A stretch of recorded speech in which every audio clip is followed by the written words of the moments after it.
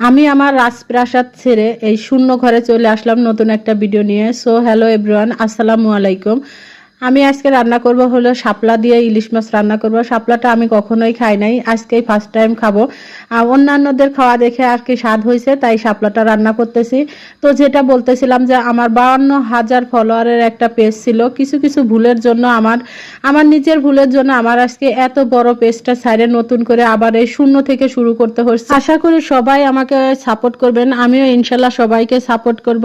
আসলে কি বলবো, আমার আজকে সারাটা দিন এত এত মন খারাপ ছিল যে আমি কোনো কিছুই ভালো লাগতেছিল না, রান্না করতে মন চাচ্ছিল না, আমার কোনো ভিডিও এডিটিং করতে মন চাচ্ছিল না। সমস্ত নার মাঝেও আমি আসলে ভারাক্রান্ত মন নিয়ে এই ভিডিওটা মানে ভয়েস দিচ্ছি। আমার আসলে কি বুঝাবো, আমি 52,000 ফলোয়ারের একটা পেজ বন্ধ করে দিছি আমার কিছু ভুলের জন্য।